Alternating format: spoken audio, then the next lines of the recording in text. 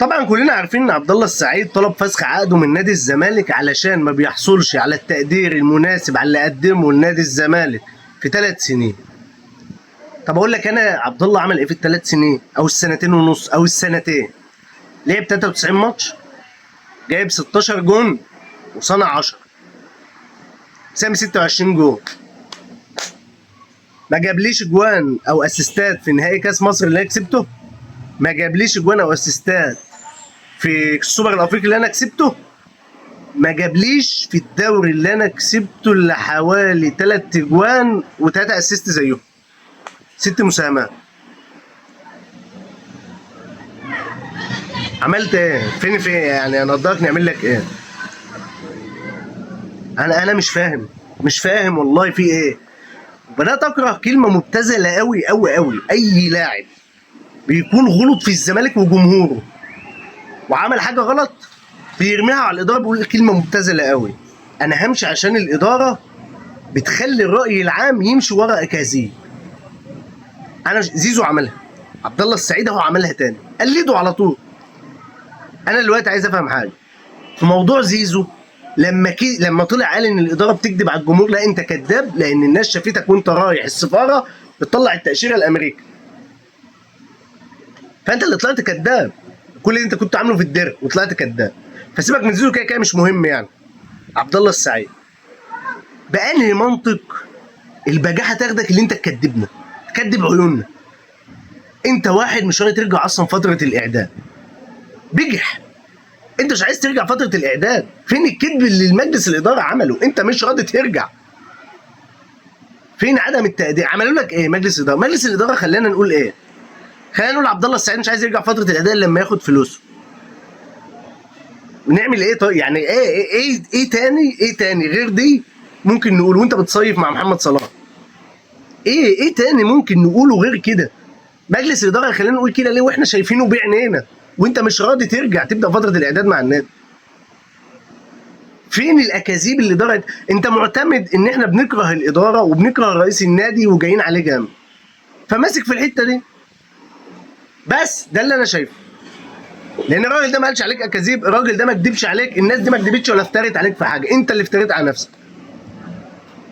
وكل ده عشان 7 مليون جنيه. 7 مليون انت اصلا في عقدك في اول سنه انت واخد 20 مليون جنيه زياده على عقدك من ممدوح عباس. يعني انت ال7 مليون اللي بتطالب بهم الزمالك انت واخد فوقهم كمان 13 من ممدوح عباس بالحب كده. فايه اللي بتزل وايه القرف اللي احنا بنسمعه ده؟ وكل لما واحد فيكم يعمل مصيبه يجيبها على الاداره. ايوه احنا ما بنطيرش الاداره وما بنطيرش حسين لبيب وما بنطيرش اي حاجه من دي، بس خلاص بقى كذب ونفاق ليه؟ كل ده علشان الجمهور ما يجيش عليك انت.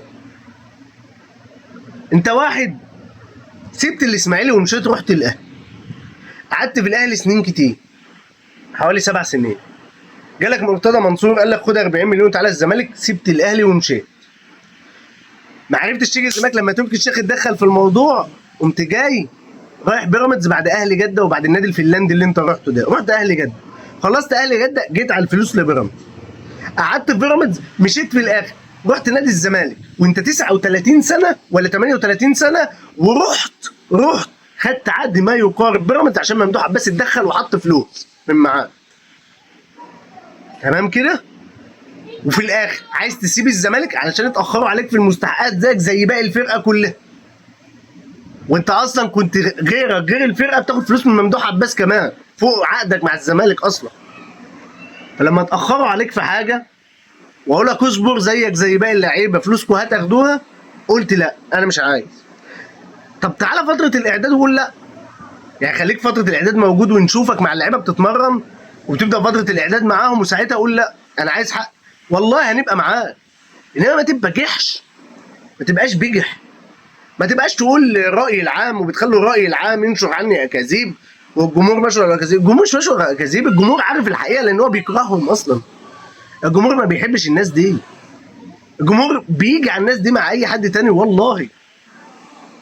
فانت لما بتقول كده انت بتكذب على نفسك وقبل ما بتكذب على الجمهور. والمحامي بتاعك انا شايفه بيقول يعني ماشي يا جدعان مش كده، يعني الواحد مش عايز يتعصب.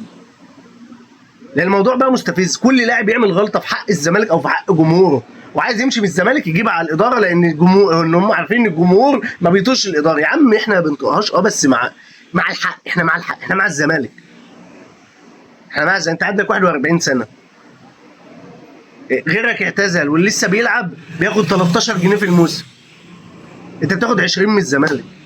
سيبك من ممدوح عباس، انت واخد منهم 13 لسه لك 7 صح؟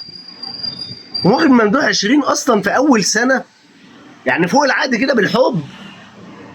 فالسبعه اللي انت بتطلبهم واخد فيهم 13. عدم التقدير.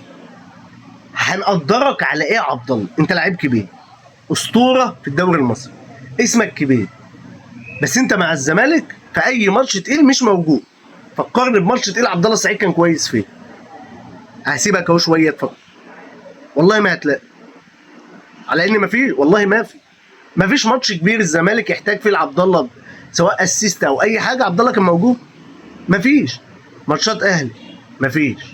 حتى يوم لما كان جاله فرصه السنه اللي فاتت في الدور الاولاني اللي احنا خدنا فيه الدوري ده والدوري ده، يجيب جون، ضيع ضربه الجزاء وحسام دخل بعدها وحطها لما تعادل. بيراميدز ما فيش ولا اسيست ولا جون ولا اي حاجه. مين؟ سيراميكا اخر ماتش في الدوري ما فيش. والله ما في، والله العظيم ما في، قسما بالله ما في، قسما بالله. انت لعيب اسطوره، دي ما فيهاش نقاش، والله اسطوره. تفضل الناس كلها عارفين ان انت اسطوره، محدش هيكذب في الحته دي. بس انت ما عملتش حاجه للزمالك. انا بقول لك ارقامك داهيه، 93 حاجه و90 ماتش، يعني مساهم في حوالي 25 26 جول او 23 جول حاجه زي كده. ده مساهمتك مع الزمالك، ده مساهمات لعيب كبير عايز يتقدر. هو 41 سنه اصلا، يعني انت خلاص بتموت كرويا، عايز ايه تاني؟ وبعدين الزمالك هو اللي ضاف لك مش العكس، والله العظيم الزمالك هو اللي ضاف لك. الزمالك هو اللي رجع لك شعبيه كبيره وجمهور يبقى في ظهرك قصاد اي حد يتكلم عليه. الجمهور هتف لك في المدرج بطريقه رهيبه لما انت جيت الزمالك، كله كان فرحان بيه. وانا هفضل اقولها وعندك اعتقادي، انت بتحب الزمالك، يعني النادي الوحيد اللي انت حبيته هو الزمالك، بس بتحب الفلوس اكتر من اي حاجه تانية. انت بتحب الفلوس اكتر من اي حاجه تانية. انت طول حياتك بتجري ورا الفلوس في اي حته. المصيبه ان في الاخر انت مش هيبقى لك اي ظهير جماهيري لما تعتزل. مفيش حد يقول عبد الله السعيد اهلاوي وعبد الله السعيد زملكاوي، ومحدش هيهتم ولا هيعوز. فانت لاعب يوم لما هنفتكرك في الدوري الاعجازي بتاع الزمالك سنه 26. ده عبد الله السعيد كان موجود معانا، مش هنقول انت ساهمت في ايه، لا هنقول عبد الله كان موجود. انما مثلا واحد زي عبد الحليم علي مذكور دايما الهداف التاريخي للزمالك، ولعب باخلاص. ويوم لما مشى من الزمالك قال لك انا هعتزل، ما عدتش عايز العب كوره. فدي الناس اللي الواحد يفتكرها ويبقى فرحان ان هو بيفتكرها. انت لا، انت مش كده، ولا تستاهل تبقى كده، ولا هتكون كده. انت مبدأك الاول والاخير انت عايز فلوس فقط، انت مش عايز حاجه تانية. انت فرحان بان انت يبقى معاك فلوس وخلاص طول حياتك. قسما بالله قسما بالله يا عبد الله يا سعيد، انا عارف ان انتماء اغلب اللعيبه في الفتره دي، يعني وليكن 95% من اللعيبه للفلوس وفي 5% للنادي. انت عمرك ما هتبقى من انت اول اسم هيجي في بالي ما يبقاش في 5% دول. انت بتاع فلوس بس مش اكتر. غرضك الاساسي هو ان انت تاخد فلوس، تشوف فلوسك فين. ولو النادي اتاخر عليك في حاجه وانت عارف ظروفه، واكبر لاعب في الفرقه والمفروض كابتن من كباتن الفرقه، وشرط الكابتنه علقتها قبل كده، او اتطلب منك تاخدها وتحطها وما رضيتش، او علقتها قبل كده على ايدك بتاعت الزمالك، انت لا تصلح تكون كابتن لاي نادي عامه. مفيش كابتن مبدأه الوحيد في الدنيا هو الفلوس، وما يهموش اللعيبه، ما يهموش زمايله العيال الصغيره زمايله ان هو يوجههم، ما يهموش الفرقه اللي هو فيها، ان هو عارف ظروفها، وعارف ان في ايقاف كود تأديبي، وعارف ان في مستحقات متاخره على كل الفرقه مش هو بس، وعارف ان في مشاكل كتير في النادي، وفي الاخر اكبر واحد فيها اللي هو كابتن من كباتنها هيعمل كده، يقول لك انا عايز افسخ عقدي. وعبد الله سعيد خايف ان هو يكمل مع الزمالك الموسم الجاي، مرعوب ان هو يلعب الموسم الجاي مع الزمالك بالسكواد ده. هو حاطط في دماغه ان الموسم الجاي اخر موسم له في حياته، فهو خايف يضيعه في الفاضي، خايف يلعب اخر موسم ما ياخدش ولا بطوله، عايز ينهي وهو واخد الدوري مع الزمالك بالمنظر ده. يتقال الدوري الاعجازي وبتاع، بس والله ما حد هيفتكر، والله ما حد يحط في باله ان عبد الله السعيد كان لعيب في نادي الزمالك دي.